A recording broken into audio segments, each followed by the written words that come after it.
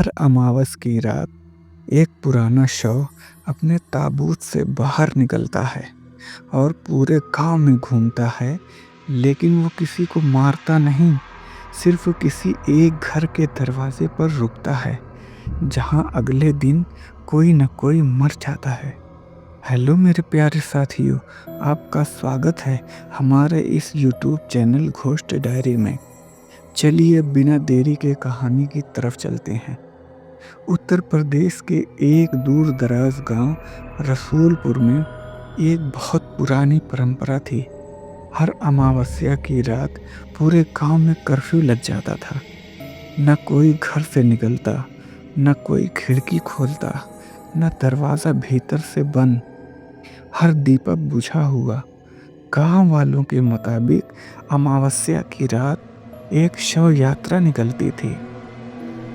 किसी को कुछ मत दिखाना, न बाहर झाँकना, न कोई आवाज देना, वरना अगला नंबर तुम्हारा होगा। यह बात हर माँ अपने बच्चों को घुट्टी में पिलाती थी। शहर से एक medical researcher doctor Ayush Mishra गांव में एक प्रोजेक्ट के तहत आता है। उसे यह शव यात्रा की बात अंधविश्वास लगती है, लेकिन जब वह गांव के स्कूल में बच्चों को पढ़ाते हुए यह बात सुनता है तो उसकी जिज्ञासा जाग उठती है। भूत, चलती लाश, आयुष हंसते हुए कहता है। गांव का प्रधान बुजुर्ग धर्मपाल यादव उसे गंभीर लहजे में बताता है। बाबूजी, यहाँ सब कुछ देखा है हमने। लाश अकेली नहीं चलती, उसके साथ गिनती होती है। जो लोग उसे देख लेते हैं उनका नंबर तय हो जाता है। आयुष ने सोचा, ये तो किसी डॉक्यूमेंट्री के लिए परफेक्ट है, और उसने तय कर लिया कि इस बार अमावस्या की रात वो बाहर रहेगा और देखेगा क्या सच में कोई लाश चलती है। रात के 12 बजने ही वाले थे। पूरे गांव में सन्नाटा पसरा हुआ था। हर घर के दरवाजे बंद, पर आयुष अपने कैमरे के साथ छत पर बैठा। 12:01 हुआ। चारों ओर एक अजीब सी ठंडक फैल गई। हवा बिल्कुल बंद थी, लेकिन पेड़ हिल रहे थे। 12:07 हुए। एक हल्की सी आवाज आई, जैसे कोई गीली मिट्टी पर घसीट रहा हो, और तभी गांव के पुराने कब्रिस्तान की ओर से एक धुंधिया धुंध उठने लगी। आयुष की आंखें फटी की फटी रह गईं। एक लाश सफेद कफन में लिपटी हुई अपने पैरों से चलती आ रही थी। उसके पीछे और भी कुछ थे, काले साए जैसे मौत की परछाइयां। आयुष के डर के मारे कांप गया, पर उसने कैमरा चालू रखा। उसने जूम किया, और जूम करते ही लाश की आंखें एकदम खुल गई। साफ तौर पर उसकी आंखें सीधे कैमरे को देख रही थी। ये कैसे हो सकता है? ये तो मुझे देख रही है, आयुष बुदबुदाया। और तभी उस लाश ने हाथ उठाया, जैसे वो इशारा कर रही हो, अब तेरा नंबर है। सुबह आयुष को होश नहीं था। गांव वालों ने उसे उसके कैमरे में बेसुध पाया। कैमरा जमीन पर टूटा पड़ा था। गांव का तांत्रिक बाबा नाथूलाल आया और बोला, जिसने उसे देख लिया उसका जीवन अब उल्टी गिनती में है। 7 रातें मिलती हैं। हर रात वो और पास आती है, और 7वीं रात को वो दरवाजा खुद खटखटाती है। रात को 1 बजे आयुष के कमरे की खिड़की पर खर्र खर्र जैसी आवाज आई। उसने देखा, खिड़की पर ताजा मिट्टी के हाथों के निशान थे। फोन की लाइट ऑन थी, पर बाहर कोई नहीं था, लेकिन शीशे पर एक उंगली से लिखा था, छा। सुबह होते ही आयुष ने शीशा साफ कर दिया और सोचने लगा कि ये सब शायद उसका भ्रम था। मैं थक गया हूँ, शायद कोई सपना था। पर जैसे ही वह बाहर निकला, गांव वालों ने उसे अजीब नजरों से देखा। धर्मपाल प्रधान उसके पास आया और बोला, तेरा नाम अब उसकी लिस्ट में है, अब कुछ नहीं कर सकता, तू सिर्फ दिन गिन सकता है। आयुष ने गुस्से में कहा, मैं साइंस में यकीन करता हूँ, मैं डरने वाला नहीं। बाबा नाथूलाल ने उसे एक चुटीली मुस्कान दी और बोला, साइंस उस जगह काम नहीं करता जहाँ आत्मा की लाश चलती है। आयुष ने इस बार अपने कमरे की हर खिड़की बंद कर दी, कैमरा चारों ओर लगाया और फोन पर रिकॉर्डिंग चालू कर दी। रात को ठीक 1:13 पर फिर वही आवाज, जैसे कोई गीली मिट्टी पर चल रहा हो। खिड़की पर फिर कुछ गिरा। आयुष ने कैमरे की स्क्रीन देखी। एक कफन में लिपटी परछाई सामने के दरवाजे के बाहर खड़ी थी। उसका कलेजा धक धक उठा। फिर दरवाजे पर 3 खरोंच की आवाज आई। उसने डरते हुए मोबाइल उठाया। स्क्रीन पर वीडियो रिकॉर्डिंग चल रही थी। वीडियो में लाश सीढ़ियां चढ़ती दिख रही थी, पर असलियत में सीढ़ियों पर कुछ भी नहीं था। अगली सुबह जब आयुष ने दरवाजा खोला तो जमीन पर गीली मिट्टी से बने पांव के निशान थे। दरवाजे से अंदर आते हुए और उसके तकिए के नीचे से एक पुराना सड़ा हुआ कागज मिला, जिस पर लिखा था 5।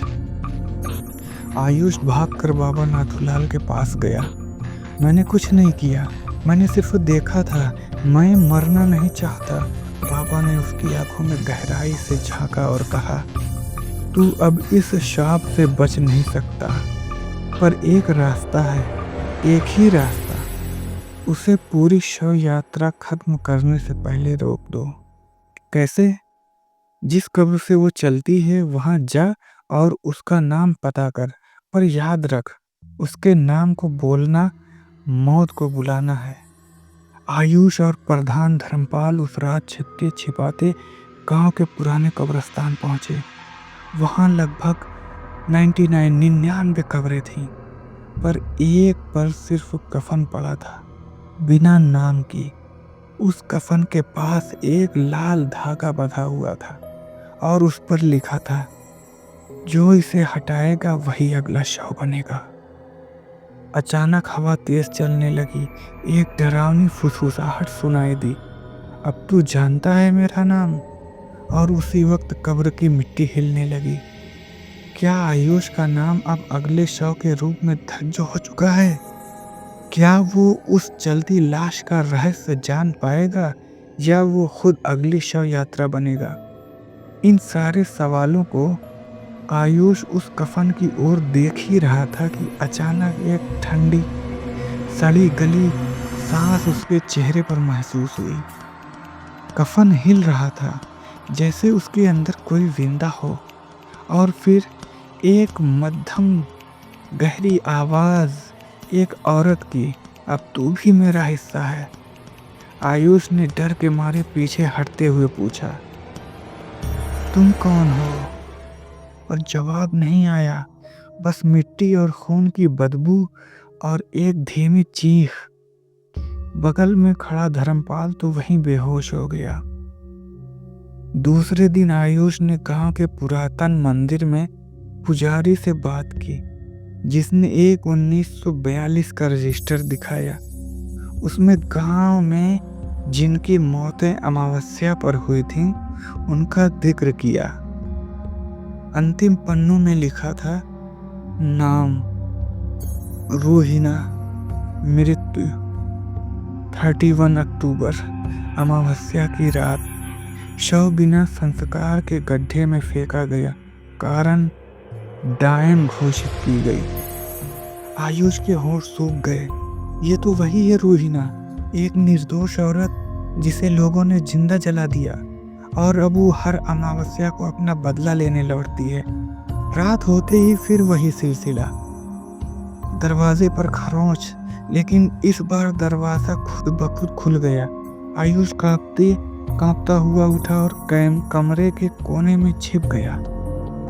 और तब उसने पहली बार उसे देखा, रोहिणा को, सफेद साड़ी में बिना आंखों के गड्ढों से काली धुआं सी छाया निकलती हुई, और उसके होठों से खून की धारा बह रही थी।